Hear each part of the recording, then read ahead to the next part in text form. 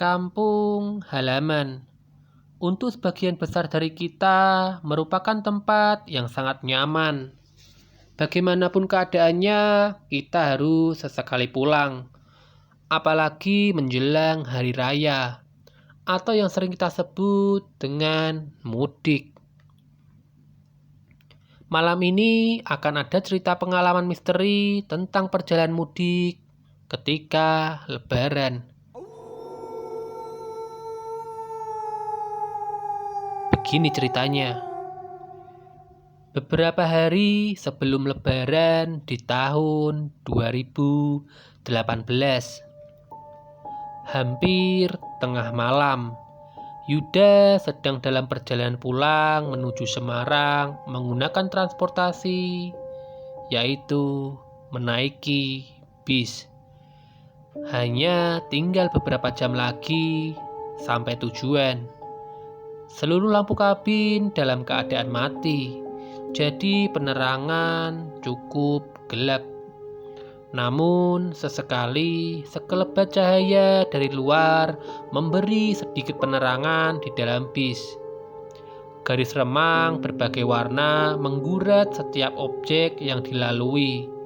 Walaupun tidak terlalu jelas, masih tampak tiap penumpang masih bisa terlihat sesekali. Sepi mendominasi, tapi sesekali suara mesin kendaraan lain di luar terdengar dengan samar-samar. Entah itu mereka yang sedang mendahului ataupun didahului. Jalur panjang tol Cipali menghantarkan ribuan kendaraan berisi berbagai insan yang sedang terbekap rindu akan pulang ke kampung halaman. Begitu pula dengan Yuda. Saat-saat seperti ini adalah saat yang dia tunggu setiap tahunnya. Waktu di mana bisa pulang ke rumahnya. Waktu di mana bisa bertemu dengan orang tua dan anggota keluarga lainnya.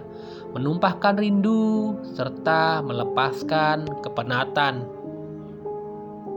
Sudah hampir 7 tahun lamanya Yuda bekerja di Jakarta. Sesak dan pengap metropolitan jadi makanan sehari-hari. Ingin sekali sebenarnya dia untuk pulang ke Semarang sesering mungkin. Tapi waktu tidak memungkinkan. Hanya pada saat libur Lebaran dia bisa pulang ke rumahnya. Rumah tempat tinggal yang terletak jauh dari pusat kota, menjadikan suasananya masih berbau pedesaan. Udaranya segar dan bersih. Di banyak bagian masih terbentang pesawahan. Sejak lahir, Yuda sudah hidup dengan lingkungan seperti itu. Masa kecil hingga remaja dihabiskan dengan menikmati suasana yang menenangkan serta menyenangkan. Maka dari itu, Yuda selalu ingin pulang. Dia harus pulang apalagi pada hari raya Idul Fitri. Pokoknya Yuda harus mudik. Yuda duduk sendiri di kursi tengah sebelah kanan, lebih dekat ke belakang. Tas punggung lusuh dia letakkan di kursi kosong sebelahnya. Entah kenapa, menjelang Idul Fitri kali ini, bis yang Yuda tumpangi isinya tidak terlalu penuh, cenderung kosong, tidak sampai setengah dari kapasitas maksimum. Yang pasti, Yuda sangat menikmati perjalanannya. Setiap detiknya menyenangkan, setiap jengkalnya membangkitkan senyuman, membuatnya tidak sabar untuk segera sampai di tujuan. Sementara bis terus melaju dengan kecepatan yang sedang menembus gelapnya malam. Mungkin karena sudah tengah malam, ditambah jumlah penumpang yang tidak penuh, suasana di dalam sangat sepi. Seperti tidak ada kehidupan, tidak ada suara sama sekali. Di dalam keheningan, Yuda coba memperhatikan penumpang satu persatu. Ada yang tertidur pulas, ada yang masih terjaga, ada yang sedang melamun menatap luar jendela, ada yang terus-terusan memainkan ponselnya, dan lain sebagainya. Semua orang tampak tidak mempedulikan sekitarnya, asik dengan aktivitas masing-masing. Termasuk juga dengan tidak memperdulikan Yuda yang sedang menatap mereka satu persatu di dalam keremangan. Sebentar, ternyata tidak semua asik sendiri. Dalam gelap, Yuda melihat ada anak perempuan berumur sekitar 4 tahun. Kepalanya menyembul dari sandaran kursi yang letaknya di depan sebelah kiri. Hanya sebatas hidung ke atas yang terlihat oleh Yuda. Rambutnya dikepang 2. Lucu sekali. Walaupun gelap, tapi jelas terlihat kalau anak kecil itu sedang mengintip, memperhatikan Yuda.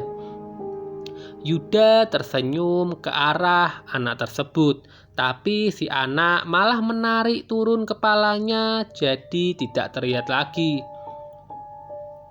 Tersipu malu di balik sandaran kursi, tapi hanya sebentar. Beberapa belas detik kemudian perlahan kepalanya muncul lagi. Kali ini tidak hanya sebatas hidung, tapi seluruh wajahnya terlihat. Lucu sekali. Tentu saja lagi-lagi Yuda tersenyum ke arahnya. Lalu dibalas senyum kecil oleh si anak perempuan. Candaan Yuda dan anak perempuan lucu ini berlangsung cukup lama, sampai akhirnya ibu yang duduk di sebelahnya, yang mungkin sebelumnya tengah tertidur, terdengar suaranya. "Nilam, ayo tidur lagi nak," begitu kata ibunya. Oh, ternyata anak perempuan cantik dan lucu ini namanya Nilam. Begitulah pikir Yuda. "Om, Mama, ada Om." Begitu Nilam bilang kepada ibunya sambil menunjuk jari ke arah Yuda yang duduk di belakang mereka, berjarak beberapa kursi. Melihat itu, Yuda kembali tersenyum sambil sedikit tertawa kecil. Tidak lama kemudian, ibunya Nilam yang sejak tadi hanya terdengar suaranya saja, tiba-tiba ikut muncul dari balik kursi. Perempuan cantik dengan rambut hitam tergerai, wajahnya tercapu cahaya terang yang tiba-tiba datang dari luar. Wajah perempuan itu pucat, mungkin kelelahan karena sedang dalam perjalanan. Itu kesimpulan yang Yuda dapat ambil. "Nilam, gak ada siapa-siapa. Ayo tidur lagi ya sayang." Begitu ibunya Nilam berkata, sambil wajah mengarah ke Yuda. Tapi yang anehnya matanya malah menatap ke arah lain, cenderung menunduk. "Om, Mama, ada Om loh."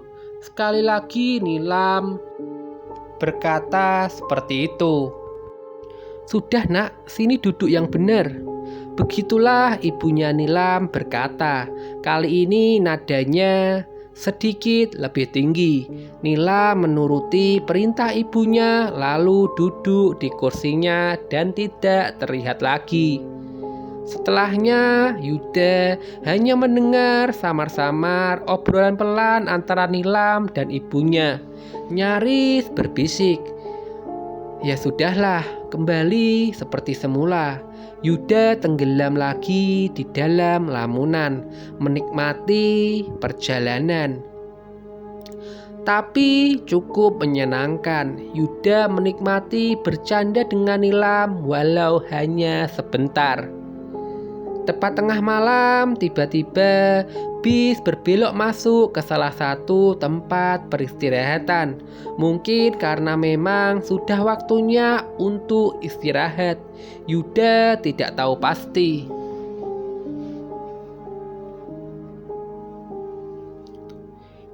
Benar, Bis masuk ke satu tempat luas jamnya terdapat banyak kendaraan yang sedang parkir.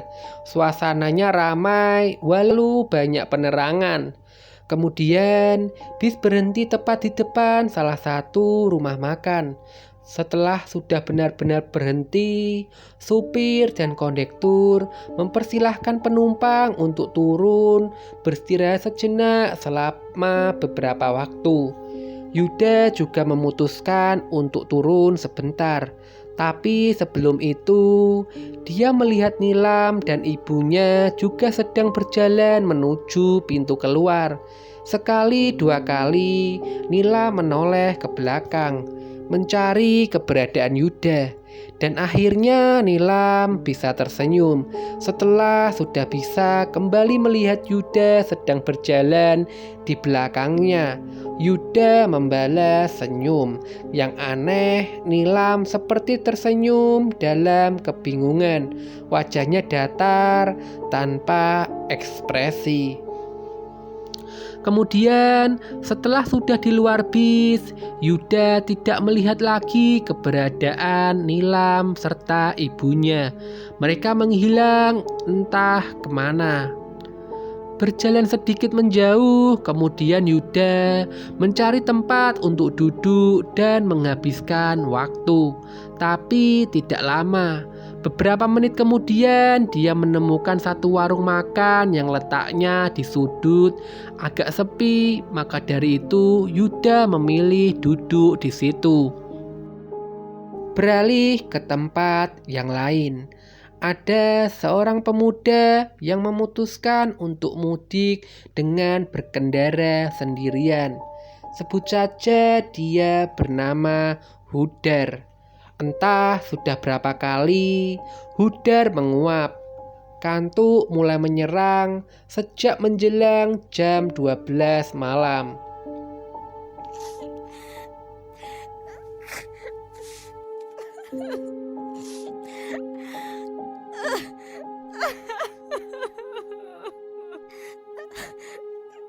Seperti Yuda, Hudar berstatus pekerja di Jakarta yang punya kampung halaman di Semarang. Sama dengan kebanyakan orang Indonesia, Hudar juga mudik menjelang Lebaran. Wah, nggak kuat lagi nih. Harus cari kopi dulu, ngantuk banget ini. Hudar bergumam sendiri ketika kantuknya makin menjadi-jadi. Lalu dia berniat untuk mampir di tempat peristirahatan yang ada di depan untuk sejenak berhenti. Padahal hanya tinggal beberapa jam lagi sampai di Semarang. Tapi tetap Hudar harus berhenti dulu. Sampai akhirnya di kejauhan Hudar melihat ada tempat peristirahatan. Setelah sampai, dia langsung membelokkan kendaraannya masuk ke satu area luas dengan banyak kendaraan yang juga sedang beristirahat. Sebentar berputar-putar, Hudar akhirnya memilih untuk parkir di satu tempat kosong di sebelah bis besar. Akhirnya bisa istirahat sebentar. Setelah keluar dari mobil, Hudar sedikit meregangkan badan, melemaskan otot-otot tubuhnya, lalu menyalakan sebatang rokok. Lalu Hudar kemudian berjalan mencari warung makan yang tempatnya tidak terlalu ramai. Setelah agak jauh melangkah, Hudar menemukan tempat yang menurutnya cukup nyaman untuk duduk dan menikmati segelas kopi. Warung makan yang tidak terang benderang dan ramai seperti warung lainnya.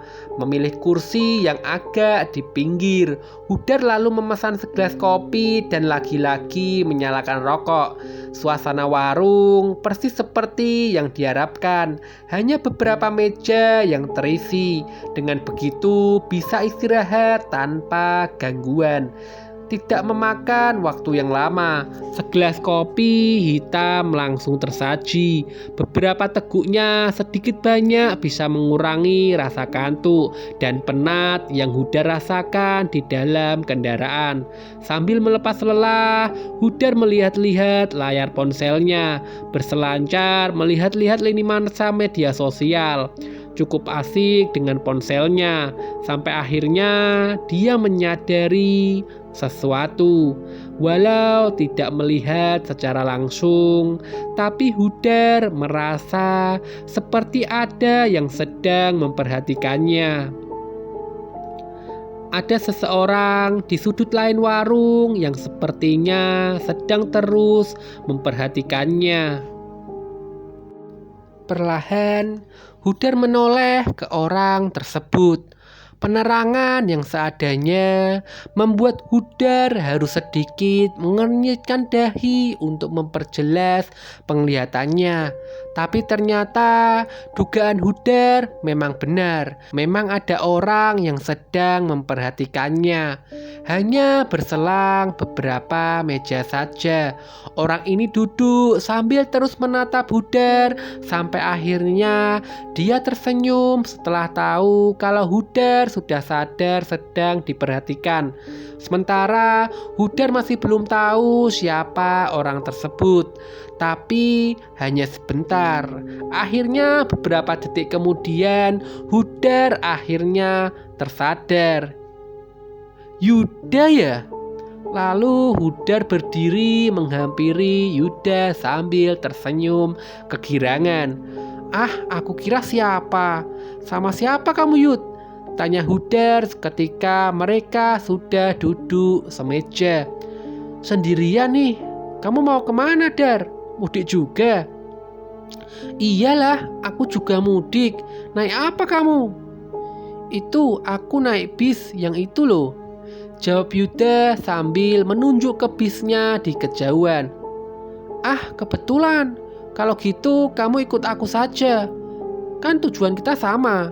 Rumahmu masih di Sembungharjo kan? Masih, Dar. Yuda menjawab sambil tersenyum. Ya sudah, kita baring aja.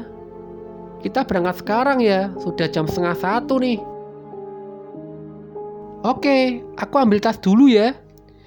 Yuda lalu berjalan menuju bis sementara Hudar menuju ke mobilnya. Hudar senang karena akhirnya dia ada teman di dalam jalanan. Ada teman untuk berbincang. Jadi Yuda dan Hudar adalah kawan lama. Mereka satu kelas waktu SMA. Karena kesibukan, mereka mengetahui kabar masing-masing lebih banyak dari media sosial atau obrolan teman. Walau sesekali bereuni dengan teman seangkatan yang lainnya. Dan akhirnya mereka dipertemukan di satu tempat peristirahatan di Cipali. Selanjutnya bersama berkendara menuju ke Semarang, menuju ke kampung halaman mereka berdua. Di dalam perjalanan, dalam kendaraan, percakapan lebih banyak didominasi oleh Hudar. Yuda hanya membalas, menjawab seperlunya saja. Tapi dalam hal ini, Hudar bisa mengerti. Karena yang dia tahu, Yuda memang pendiam sejak dulu. Tapi ya itu tadi, akhirnya selama perjalanan mereka berdua lebih banyak diam. Oh iya, beberapa bulan yang lalu aku dengar kamu sakit ya, Yud? Hudar kembali bertanya membuka perbincangan. Iya, tapi sudah sembuh kok, jawab Yuda dengan singkat. Sakit apa, Yud? Aku dengar cukup parah ya. Dirawat beberapa hari aja kok. Lagi-lagi perbincangan berhenti. Yuda yang memang sangat pendiam, ditambah dengan sudah bertahun-tahun lamanya mereka tidak berjumpa. Jadi Hudar maklum kalau perbincangan hanya seadanya. Tapi Hudar sudah cukup bersyukur dengan adanya Yuda. Dia jadi tidak merasa sendirian lagi. Setidaknya sudah ada yang menemani. Sementara Yuda lebih banyak seperti sedang menikmati perjalanan. Dia lebih sering menatap keluar jendela, memperhatikan pemandangan dalam diam. Ada sedikit yang mengganggu Hudar. Dia tidak tahan dengan wangi parfum yang sedang Yuda gunakan. Menurutnya, wangi parfum Yuda tidak lazim. Harumnya menyengat tapi aneh. Singkat cerita, akhirnya kendaraan memasuki wilayah Semarang. "Aku antar ke rumahmu ya, Yud? Masih di tempat yang dulu kan?" tanya Hudar. "Iya Dar, masih kok." "Ya udah, kamu kasih tahu jalannya ya.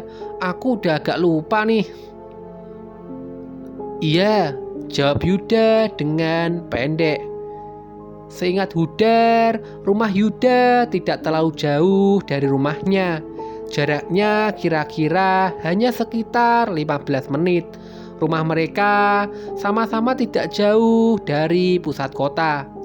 Sudah hampir jam 2 malam. Hudar terus ikuti petunjuk yang Yuda beri menuju ke rumahnya. Perjalanan yang sudah semakin dekat dengan tujuan, tapi masih terbilang sepi tanpa percakapan. Beberapa saat kemudian, mereka mulai masuk salah satu pemukiman di daerah Sembung Harjo. Pemukiman yang tergolong sepi, apalagi terhitung masih tengah malam seperti ini. Tidak ada orang yang terlihat sama sekali. Setelah masuk pemukiman ini, Hudar mulai bisa meraba daerah yang sedang dimasuki.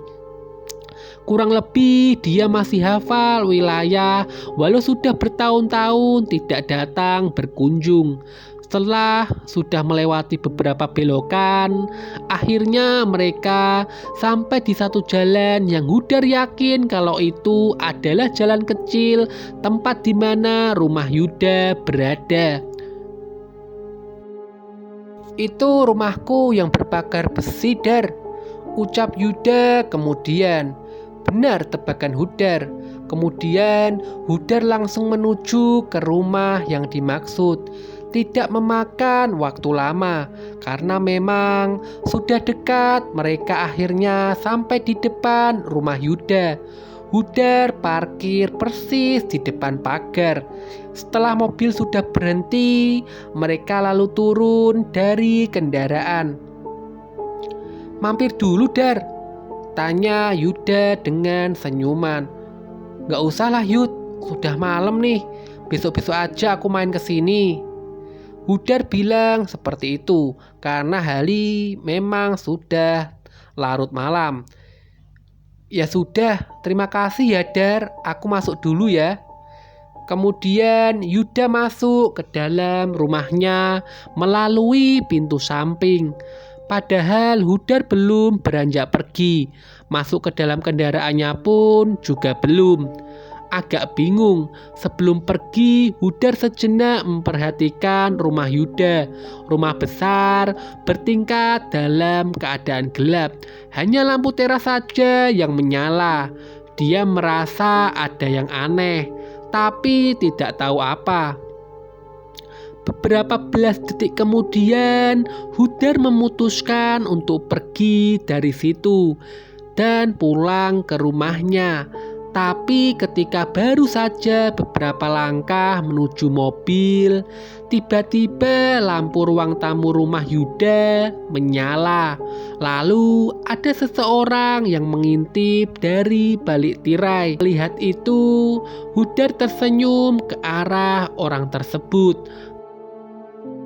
Setelahnya, ada yang membuka pintu depan. Seorang bapak muncul dari dalam rumah. "Cari siapa ya, Dik?" tanya bapak itu. "Maaf Pak, saya Hudar, teman SMA-nya Yuda," jawab Hudar sambil tersenyum. "Oh begitu, ada perlu apa ya malam-malam?" Tanya bapak itu keheranan. Saya baru saja mengantar Yuda, Pak.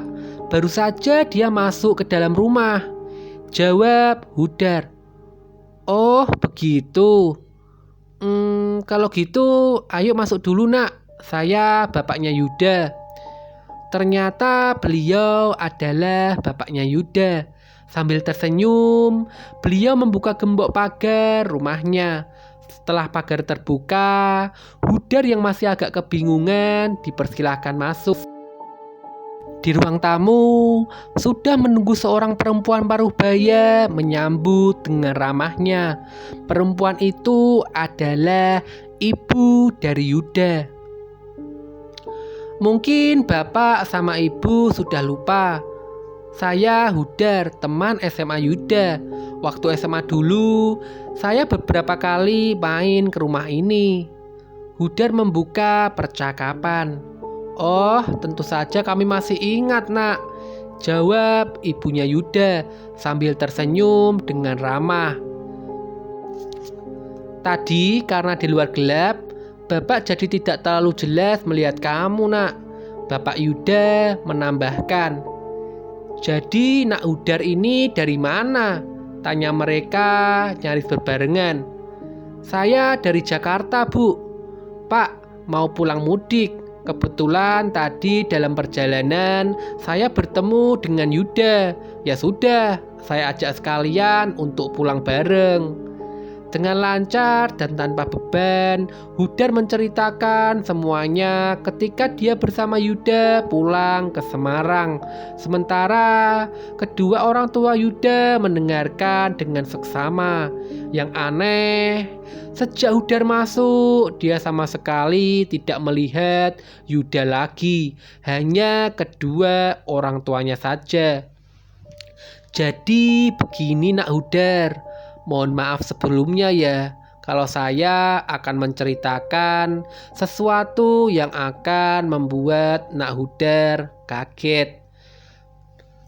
Bapak akhirnya mulai menjelaskan, sementara ibunya Yuda mulai menangis dengan perlahan.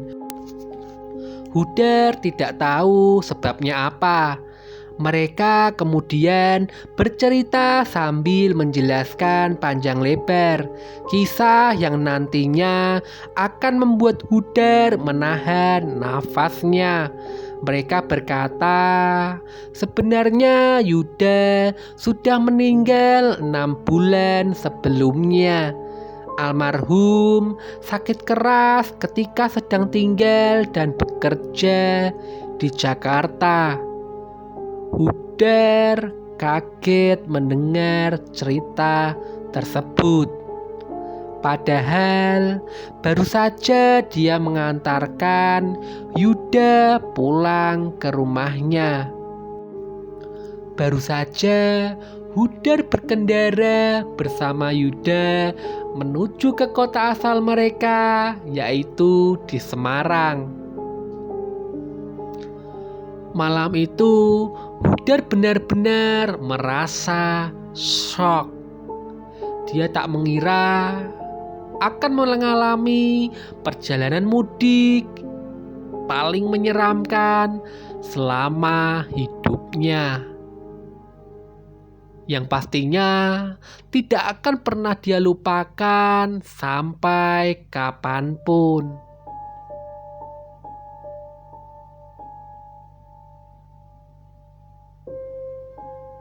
Iya Mas dan Mbak Bray, sekian cerita misteri di malam ini. Semoga cerita misteri malam ini dapat membuat malam teman-teman semakin terasa menegangkan, menemani tidur teman-teman untuk semakin terasa menyeramkan. Akhir kata, salam ketakutan.